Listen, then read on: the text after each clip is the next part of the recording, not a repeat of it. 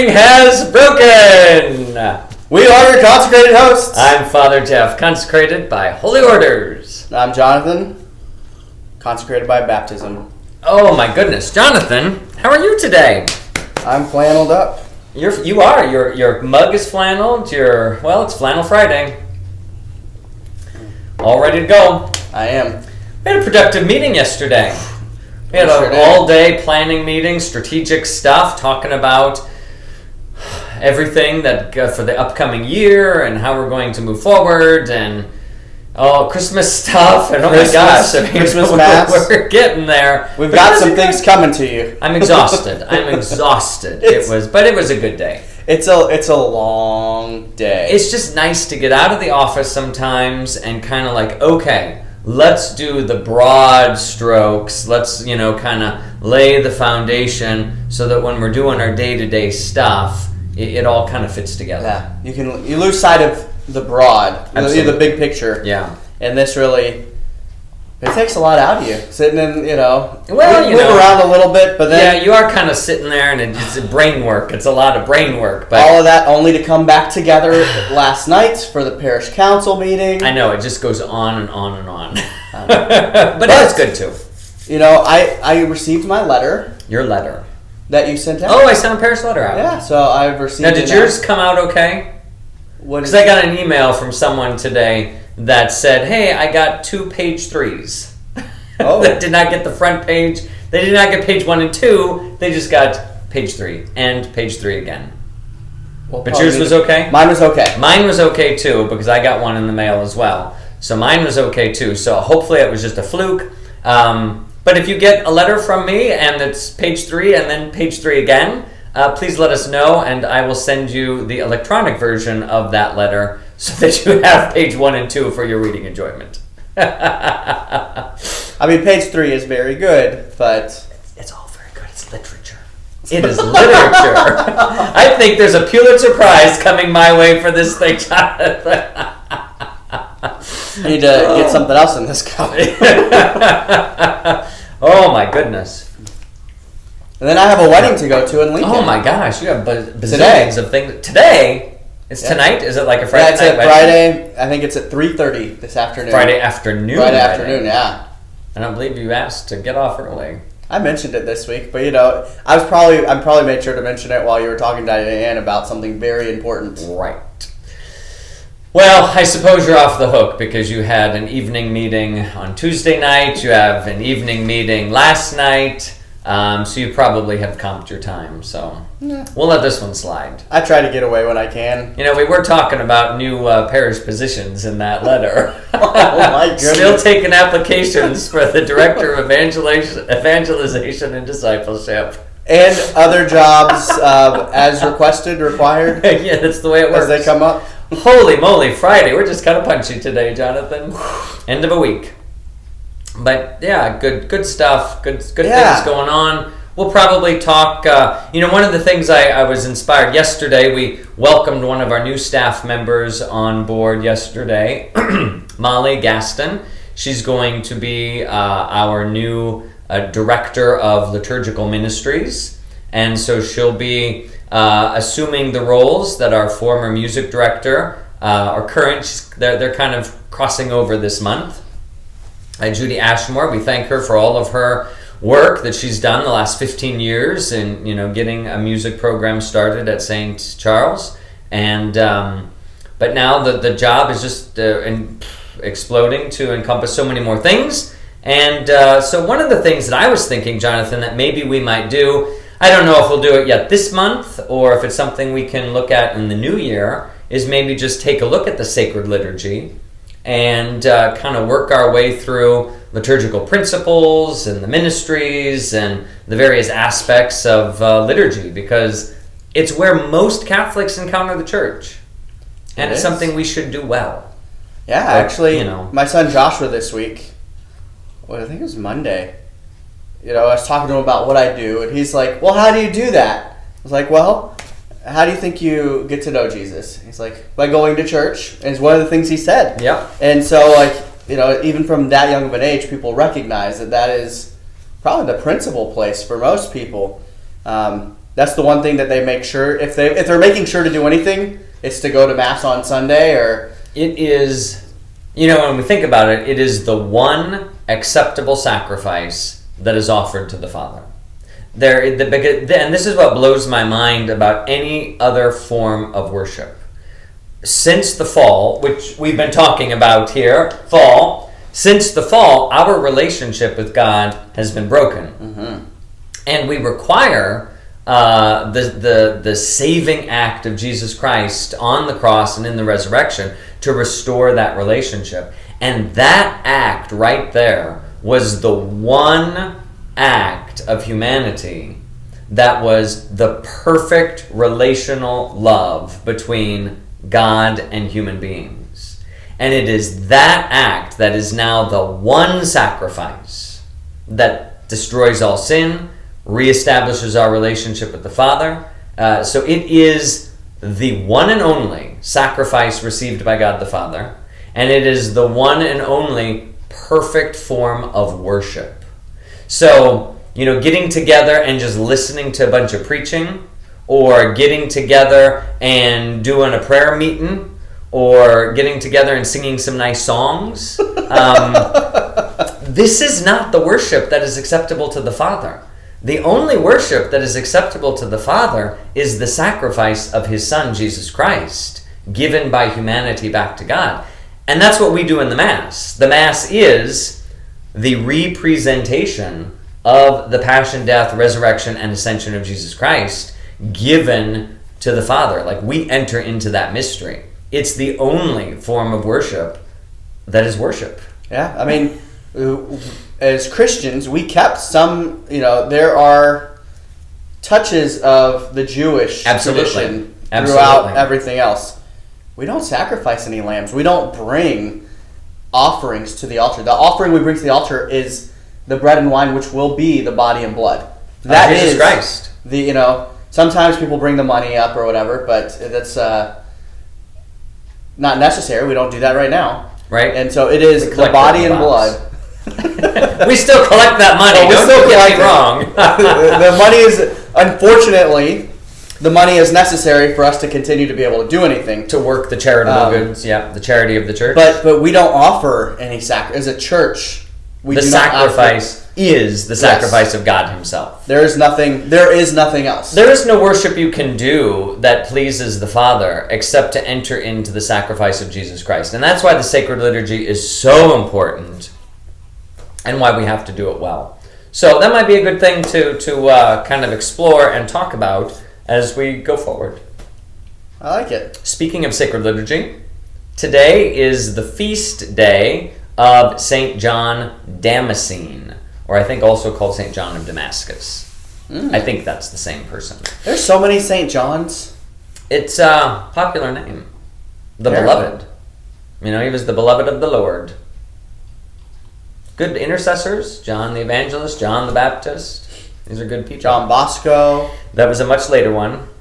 Not one of the originals. I'm not saying of the originals. I'm a much later one. I'm a Jonathan. I got added to. You are a Jonathan. Mm-hmm.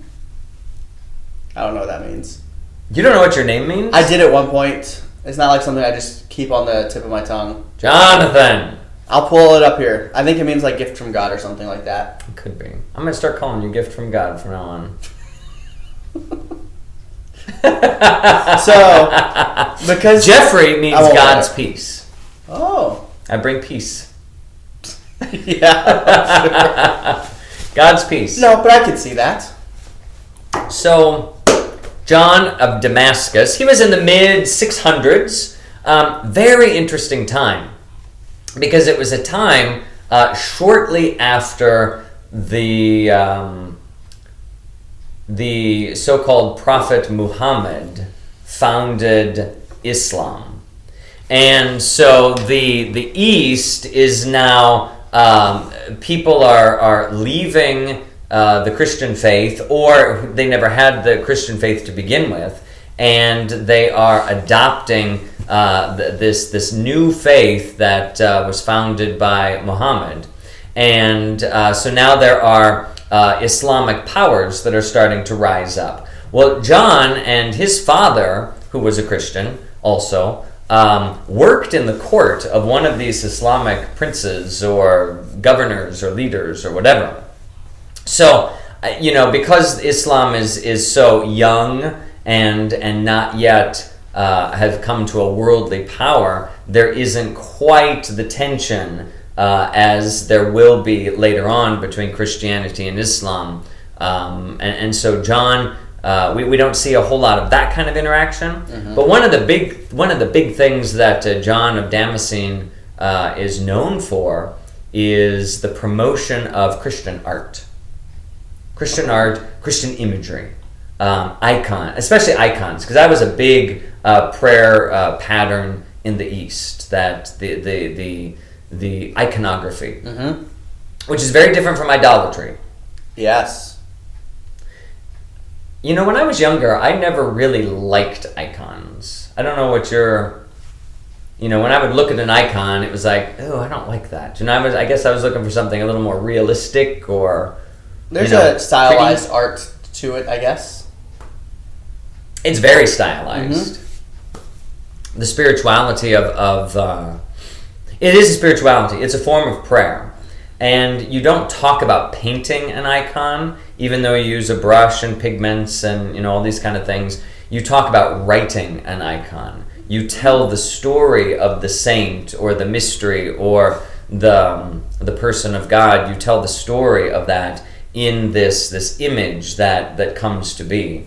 And it really is like your own conversation with God that is being laid out upon the panel upon which you're working. That's beautiful. It's a beautiful, in some ways, I wish I could do iconography. When I was in seminary, college seminary, our rector was an artist, Father Peter Christensen, now Bishop Christensen.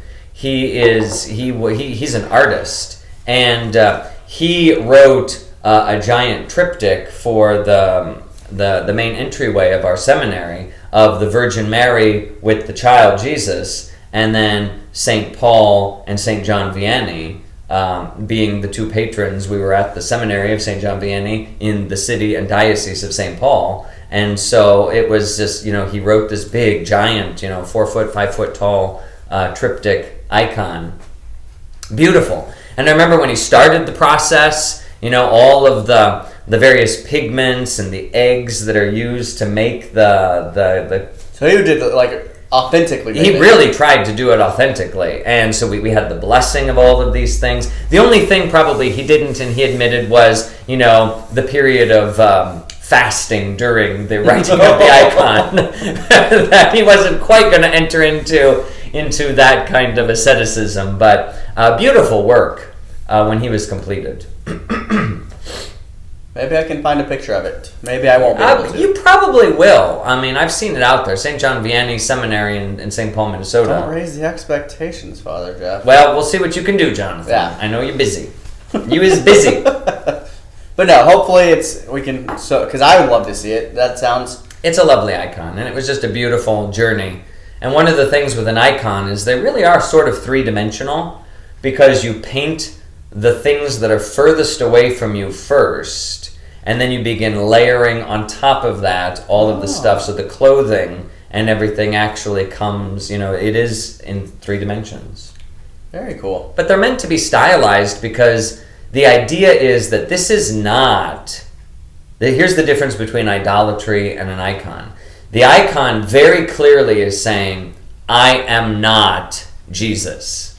This is not the face of Jesus. Don't talk to me as if I were Jesus. Where an idol wants to really draw God into the object, the icon wants to serve as a window into heaven, where I look through the icon to see the real face of Jesus. But what's portrayed here is purposefully elongated and stretched and, whatever.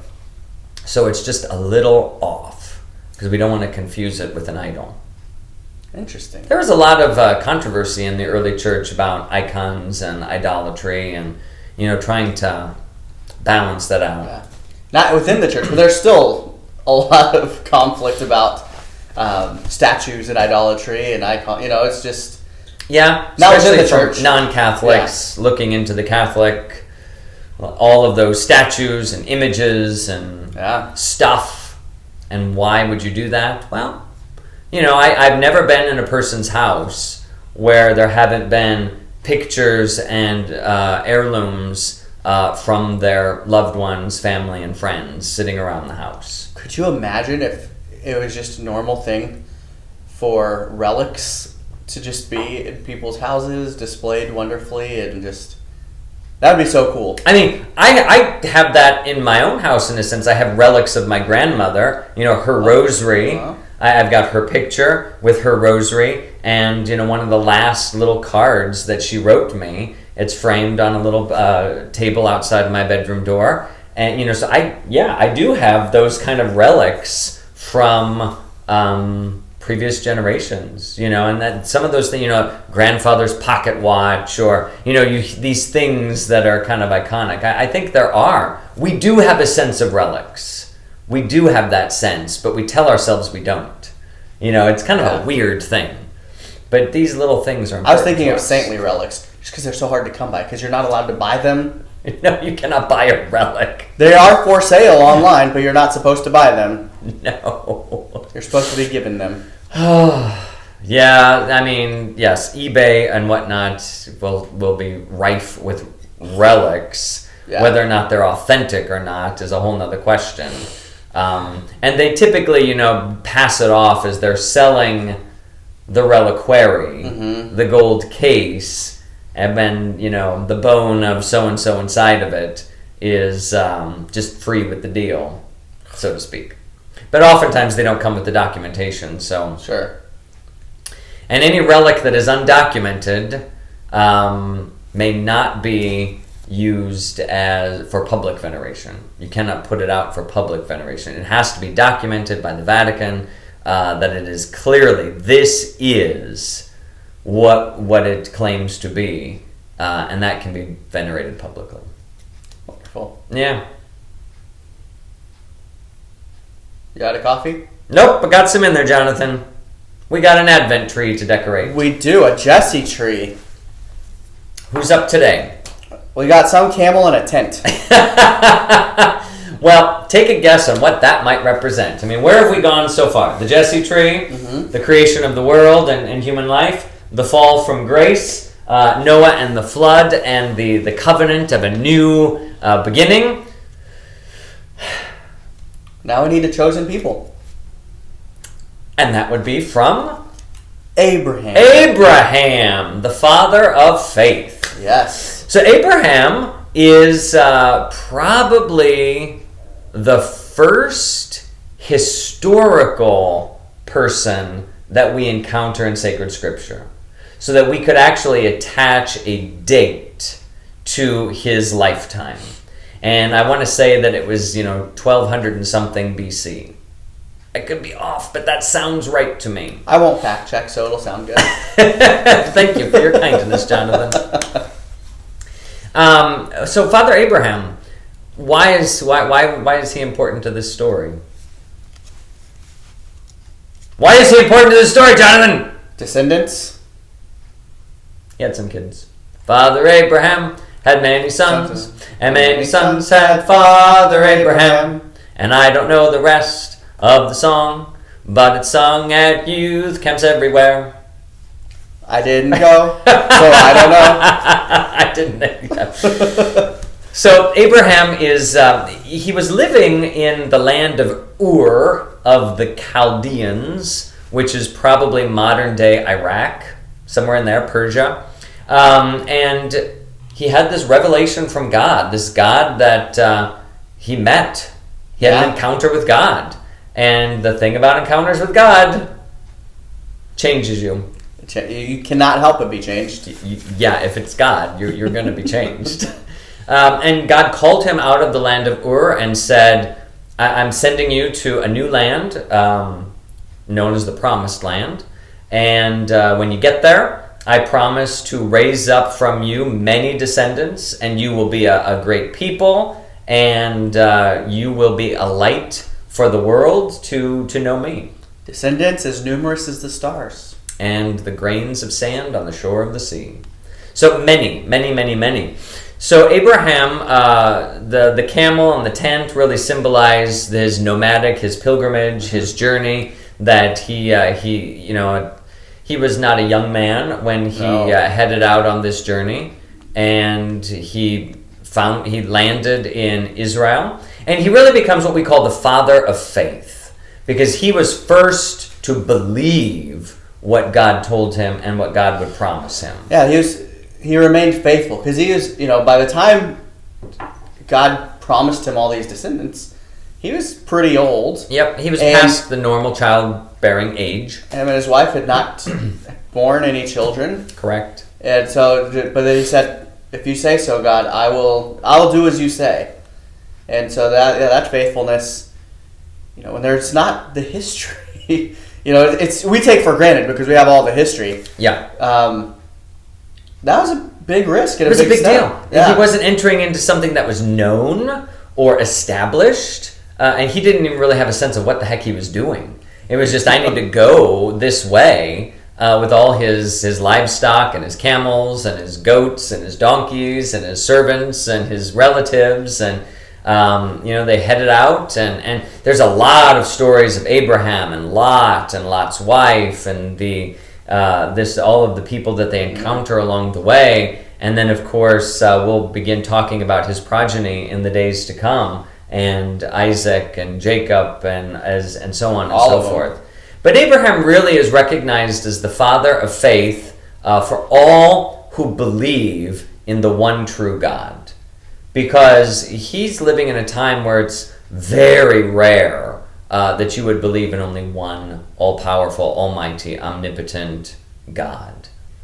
Most civilizations had a pantheon of gods and goddesses, a one for everything under the sun. Yeah, a sun god, the god of potatoes, a night god, camel god, flannel god, cow god. All these things, they had them all, and Abraham really kind of steps out and says, "Nope, there's one true God. I've met him, and that's changed my life." And so he takes this journey of faith, this real leap of faith. And he becomes then the father of faith for all who believe in that one God. So he really is the father of the Jewish people, most directly. That literally the Jewish people are his true descendants from his children and their children's children. The Christian people, who blossom out of the Jewish race, not so much now by blood and generation, human generation, but again by faith. And the Muslim people that acknowledge Abraham recognizing the one true God and their desire and their goal to find that one true God. So there's that makes up the three great religions, make up a goodly portion of the people in the world that acknowledge God. All in some way, shape, or form descendants of Abraham. It's pretty impressive. Pretty impressive. So let's see what our little book here has to say about Abraham, and see what goes on. Abraham and his large following were called by God to move to a new land that God promised them. And although we are not told how Abraham became aware of this call and promise, which is interesting because Moses has this great call story of the burning bush and encountering God there and his life taking a new direction. And I've thought about that, but I guess I've never really reflected upon it, how this pivotal, significant moment where Abraham meets God, picks up and goes. We don't know what happened. We don't know what that encounter was like. That's kind of amazing. But we are told the result of it. Quote, "By faith, Abraham obeyed when he was called and set out to a place that he was to receive as an inheritance. And he set out, not knowing where he was going." From Hebrews 11:8. His generosity in the division of land with his nephew Lot is further evidence of faith. Many must have thought Abraham was foolish, but he had reasons for his own generosity. Our decisions don't always have to be reasonable. Why should we limit our generosity?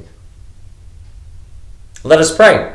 Help us, O God, to count the need rather than the cost in our actions for others. So not only is Abraham a model of faith, but I think he's a model of hope, that he hopes for the thing that he has not yet seen, and a model of charity in just the way he was free and letting things go and giving, and how richly blessed he was in the meantime. Faith, hope, and love. It's pretty impressive. Those are some virtues, Jonathan. Let's put Father Abraham over here. Looks good to me. Maybe not. We'll put Father Abraham over here. We'll find a branch for him to dangle on. There we go. Oh. So what a great reflection for Advent. Just kind of reflecting upon what faith means to me. How do I know this God? We don't hear Abraham's call story. And oftentimes we don't hear our own call story. It's just something we know. I know you've shared a little bit about your faith journey long time ago when we started this podcast, or in its early day, or podcast when you abandoned thing. me. I had to run out and take a phone call. Just the bishop. It was the Archbishop. He needed to talk to me. These are calls that you can't ignore. Oh, I'm sorry, Archbishop. I'm busy doing an internet program.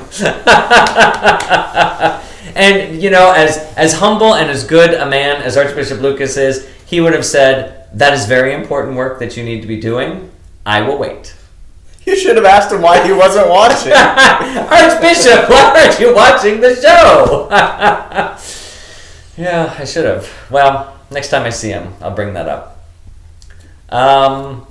Speaking of watching the show, you and I have been having questions on how many of you are out there. Oh my gosh. It's because, we see sometimes the live viewership might be 10 to 15, which is still pretty good. Yeah, quarantine's over. We were getting close to 100, at the beginning of quarantine. Right. But it is very apparent to us that more than just 10 to 15 people are watching. It's kind of a crazy thing. I can be out at the store and someone will comment and tell me that they love the morning show. I can meet someone from another parish and they say, oh, we watched the morning show. We have stories of people who have passed it on to their relatives or friends in other states. And that's great. And I guess the only thing that we're looking to, as we look ahead, part of our strategic planning yesterday was thinking about where our time and resources and energy are going to go. And we've been trying to decide, does this show become a once-a-week program that we put together, maybe an hour-long show, and it drops every Monday? Or is it something that we continue to offer for a half hour daily, Tuesday through Friday when we're both in the office? These are questions we don't know. I want to know how valuable it is to you so that we can put the proper time and energy into this. Are you watching the show daily? Are you picking it up every once in a while? Do you binge watch it? Binge watch it, I can't imagine. Are there things that... I've heard people catch up on 3 or 4 episodes in one day. I suppose, back to back to back. That's the thing is we hear these stories. And I have no idea, because the metrics that the internet and our programs provide us aren't always clear. I don't know if people just stumbled on it clicked on, and then they immediately moved off. It's not easy to find. So I guess what I'm asking for you is, first of all, if you're watching on Facebook or YouTube or wherever, like, subscribe, share, do all of those things. Yes. Get the message out there. And number 2, maybe send Jonathan or me an email. And you don't have to, I'm not asking for a witness talk or anything like that. But just maybe say, hey, I am one of your viewers and I watch it, once a week, 4 times a week, whatever. Just to give us an idea. We're collecting some data here to know how to allocate for the future. So we're going to probably be mentioning this in every day until our Christmas break so that we know what to do after the holidays. Yeah. Yeah, so I'm kind of excited to hear from you. Let us know. I got nothing else. You have to get some work done today, Jonathan, if you're taking off early. So this is another week down. Next time we meet, there will be more fire on the table. Have a good weekend.